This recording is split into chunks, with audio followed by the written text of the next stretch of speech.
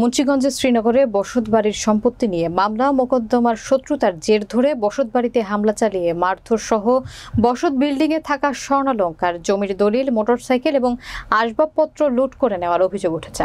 বিস্তারিত দেখুন শ্রীনগর প্রতিনিধি MA কায়ুম মাঝভান্ডারীর প্রতিবেদনে।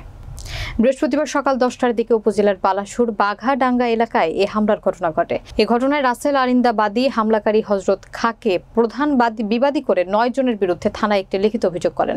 অভিযোগ সূত্রে জানা যায়, ভুক্তভোগীর বাবা শাহ আলম আরিন্দার বসতবাড়ির ক্রয় সম্পত্তি নিয়ে বিরোধ সহ একাধিক মামলা মোকদ্দমা আসছিল।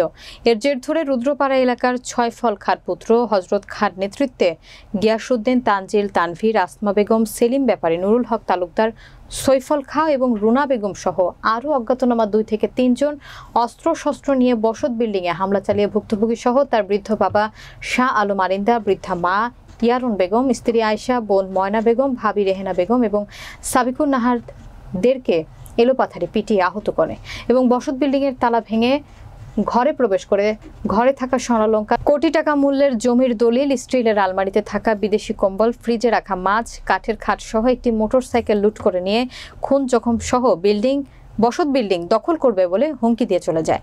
এই ব্যাপারে শ্রীনগর থানার অফিসার ইনচার্জ মোহাম্মদ কায়ুম উদ্দিন চৌধুরী বলেন, অভিযোগ তদন্ত করে আইনানুগ ব্যবস্থা গ্রহণ করা হবে। এই ভাই তোরা জোরপূর্বক আমরা উদ্ধার করছি। আয়েশা, আসমা, রুনি, তারপরে গিয়াসউদ্দিন, তারপরে হরজতের 2 বাগনা, ওর চাস্তো ভাই, ওরা সবাই আয়া আমাকে মার দৌড় কইরা আমাদের ঘরের ভিতরে আয়া যত মাল সামানা ছিল সব ওরা লুটপাট করে ভাঙচুর করে সব লইয়া গেছে।